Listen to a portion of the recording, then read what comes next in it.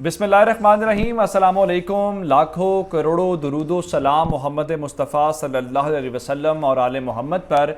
मैं हूँ उमर दराज गोंदल और आप मेरा यूट्यूब चैनल देख रहे हैं। नाजरीन, मैं आपको बताऊंगा कि रूस यूक्रेन जंग के अंदर फास्फोरस बमों की एंट्री हुई है। इससे पहले केमिकल वेपन्स की बातें हम सुनते रहे हैं, फिर वैक्यूम बम इस्तेमाल होने की बातें हुई। अब ये जो फास्फोरस बम हैं ये कहाँ पे इस्तेमाल किए जा रहे हैं और इसके ऊपर क्या आलमी दुनिया पाबंदियां लगाती है, लेकिन रशिया उसको भी बॉदर नहीं कर रहा। और ये बम कितनी तबाही फैला रहे हैं और कितनी तबाही फैला सकते हैं, इस हवाले से हम बात करेंगे। और आगे चल के आपको ये बताएंगे कि अब तक इस जंग के अंदर हमने देखा कि यूक्रेनी मारे गए हैं, कोई गैर मुल्की आपने मारे जाने की इत्तलात नहीं सुनी होंगी, लेकिन आज पहली बार ऐसा हुआ है कि यूक्रेन की सरजमीन के ऊपर इस जंग के दौरान अमरीकी शहरी मारे गए हैं। और अब इसके ऊपर अमरीकियों का क्या रद्दअमल होगा, मैं इस वक्त आपको बताऊं तो अमरीकी सदर तिलमिला उठे हैं। वो बहुत सारी वजूहात की बिना के ऊपर, एक तो उनके अपने शहरी मारे गए हैं, फिर उस अड्डे के ऊपर अटैक किया गया है जो उनके जेर इस्तेमाल था, जहां पे उनके ट्रेनर्स हैं।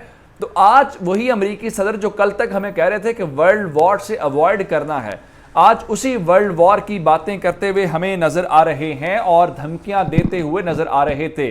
क्या अमेरिका इस वर्ल्ड वॉर के अंदर कूद सकता है? क्या वो अफोर्ड कर सकता है, या सिर्फ और सिर्फ ये धमकियों की हद तक है? और फिर आगे चल के मैं आपको ये बताना चाहूंगा कि इस वॉर के अंदर आज यूक्रेन के प्रेसिडेंट कह रहे थे कि हमारी जो टॉक्स चल रही हैं रशिया के साथ वो राइट ट्रैक के ऊपर हैं, राइट डायरेक्शन के अंदर हैं। लेकिन उससे बड़ी खबर यह है कि क्या ज़ेलेंस्की और पुतिन के दरमियान एक मुलाकात इसराइल के अंदर तय हो गई है। और ये वही मुलाकात है जिसका बहुत अरसे से मुतालबा किया जा रहा है। और इस मुलाकात के होने के साथ क्या जंग बंदी का ऐलान हो जाएगा, जंग रुक जाएगी? ये बड़े अहम निकात हैं जो हमने आपके सामने रखने हैं। लेकिन अगर आपने अभी तक चैनल सब्सक्राइब नहीं किया और आप चाहते हैं कि आपको मुस्तनद और बरवक्त खबरें मिलती रहें, तो हमारा चैनल सब्सक्राइब कर लीजिए, बेल आइकन के ऊपर क्लिक कर लीजिए ताकि हमारी आइंदा आने वाली वीडियोस बर वक्त आप तक पहुंच रहे। इस पूरी जंग के दौरान रशिया अपनी तमाम तर ताकत किसी भी तरीके से जहां पे उसको बर्तरी मिल सकती है वो उसको इस्तेमाल कर रहा है। हमने देखा कि उनके फाइटर जेट्स जो हैं वो कारपेट बॉम्बिंग कर रहे हैं, यानी आप ये समझें कि मलिया मेट कर रहे हैं। यही यूक्रेन के सदर ने कहा है कि दारुल हुकूमत कीव के ऊपर अगर आप चाहते हैं, आप कब्जा करना चाहते हैं, तो फिर एक ही इसका हल है कि आप उसको सफाई हस्ती से मिटा दें। अब एक ऐसी ही सूरत हाल है और ये इल्ज़ाम इस वक्त यूक्रेन की तरफ से आया है। इससे पहले हमने वैक्यूम बम के मुतालिक बताया। जो वैक्यूम बम है वो ऑक्सीजन को अब्जॉर्ब करके फिर एक ज़्यादा जो तबाही वाला धमाका है वो करता है। हत्ता कि कहा जाता है कि बॉडीज़ जो है, इंसानी जो जिस्म है, वो उसमें तहलील हो जाता है और इस वजह से भी वो ज़्यादा ख़तरनाक है। लेकिन अब फास्फोरस बमों का इस्तेमाल किया गया है। जहाँ तक फास्फोरस बॉम्ब्स की बात है, इसके ऊपर आलमी सतह के ऊपर पाबंदी है, यानी जो ममनुआ हथियार हैं जो आप जंग के अंदर भी इस्तेमाल नहीं कर सकते, ये उस फहरिस्त के अंदर हैं जेनेवा कन्वेंशन के अंदर। और इससे पहले आपको याद होगा कि यूएन सिक्योरिटी काउंसिल का इजलास भी हुआ था। खदशा ये था कि यहाँ पे रशियंस केमिकल वेपन्स को इस्तेमाल कर सकते हैं, लेकिन रशिया कह रहा था कि हम तो नहीं करेंगे, ये यूक्रेन के पास केमिकल वेपन्स हैं। अब लुहांसिक जो रीजन है ये वो वाला रीजन है जो ईस्टर्न यूक्रेन के अंदर लगता है, जो रशियन बॉर्डर के करीब है, उन खुद मुख्तार इलाकों की तरफ जहां पे रूसी बोलने वाले ज़्यादा हैं और रशिया हर सूरत उसको कट ऑफ करना चाहता है बाकी यूक्रेन के साथ। तो लुहांसिक रीजन के अंदर अब तक की इत्तलात के मुताबिक फास्फोरस बमों का इस्तेमाल किया गया है। अब तक रशियंस इसके ऊपर खामोश हैं, लेकिन जो यूक्रेनी हैं वो बार बार कह रहे हैं कि जेनेवा कन्वेंशन की खिलाफ वर्जी करते हुए ये बम इस्तेमाल कर रहे हैं। आगे चल के अब तक की जंग के अंदर हमने ये खबरें रोज सुनी है कि यूक्रेन कितने शहरी मारे गए, ये भी सुना कि अमरीकी शहरी भी मारे गए। आज मैंने आपको खबर दी थी कि जो सबसे बड़ा फौजी अड्डा है यूक्रेन का, जो पोलैंड की सरहद के करीब है, वहां पे दर्जनों की तादाद में बैलिस्टिक मिसाइल्स चलाए गए हैं। और वो बैलिस्टिक मिसाइल्स मैंने आपको बताया था कि वहां पे जो जखीरा असलहे का था, नेटो का, अमेरिका का, उसको भी तबाह किया गया है। और इस हवाले से आज रूस के जो डिफेंस मिनिस्ट्री है उन्होंने बाकायदा बयान भी जारी कर दिया है। उन्होंने कहा जी बिल्कुल हमने ये हमला किया है, और साथ ही कहा जी हमने जो फॉरेन फाइटर्स आए हुए हैं जिसमें गैर मुल्की, जिसमें वो नेटो का, अमेरिका का नाम तो उन्होंने नहीं लिया, और उसके साथ कहा कि यहाँ पे پہ مختلف ممالک کا جو فراہم کردہ اسلحہ ہے جو روس کے خلاف استعمال ہونا تھا وہ سارے کا سارا ذخیرہ شدہ تھا، اس کو ہم نے تباہ کر دیا ہے۔ لیکن بات وہاں تک نہیں رکی اور بات یہاں تک بڑھتی ہوئی جو کیف ہے، کیف کے اوپر مختلف اطراف سے ان کی فورسز آگے بڑھ رہی ہیں اور وہ قبضہ کرنا چاہتی ہیں۔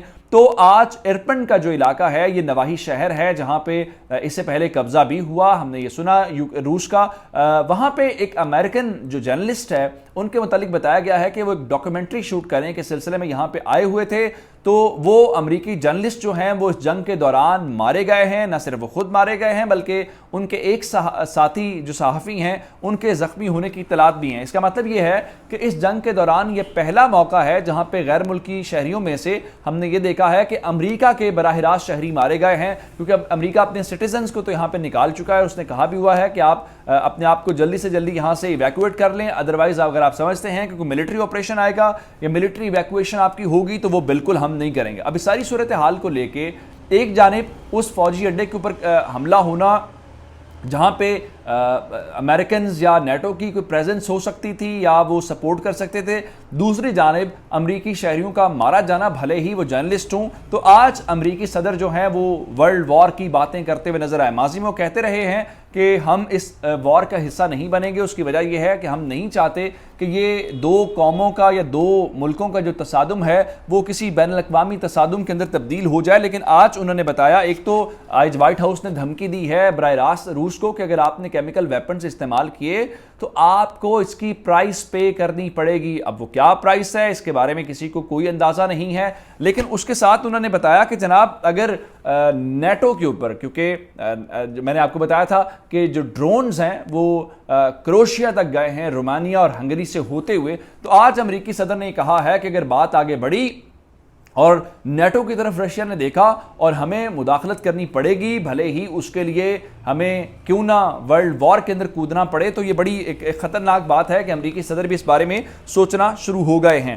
اب آتے ہیں اس ساری سچویشن کے دوران جو مذاکرات ہیں وہ ہو رہے ہیں، اور اس وقت جو آج زیلنسکی ہیں انہوں نے مختلف ہاسپٹلز کا وزٹ کیا، جو زخمی فوجی ہیں ان کے ساتھ ملاقات کی، ان کو میڈلز دیے، اور اس موقع پہ ان کا کہنا تھا کہ جو ہماری بات چیت رشیا کے ساتھ جنگ بندی کے لیے چل رہی ہے وہ بالکل رائٹ ڈائریکشن میں ہے، رائٹ ٹریک کے اوپر ہے۔ دوسری جانب میں نے آپ کو بتایا تھا کہ جو فرانس اور جرمنی کے سربراہان ہیں ان کے مطابق جو ان کی پیوٹن سے اب تک بات چیت ہوئی ہے، پیوٹن کسی طور پہ بھی جنگ بندی کے لیے تیار نظر نہیں آتے، لیکن ایک اس میں ملک اور طاقت ہے جو کافی عرصے سے اس میں ثالثی کرنے کی کوشش کر رہے ہیں، اور اس کے اوپر رشیا کا بھی اعتماد ہے، یوکرین کا بھی اعتماد ہے، وہ ہیں اسرائیل کے جو وزیر اعظم نفتالی بینٹ ہے۔ وہ نفتالی بینٹ نے وزٹ بھی کیا تھا ماسکو کا، اور اس کے بعد اس نے یوکرین کے صدر سے بھی ٹیلی فونک گفتگو کافی بار کی ہے۔ آج پھر اس کے علاوہ آپ کو یاد ہو زیلنسکی بار بار صرف ایک ہی مطالبہ کر رہے ہیں کہ جناب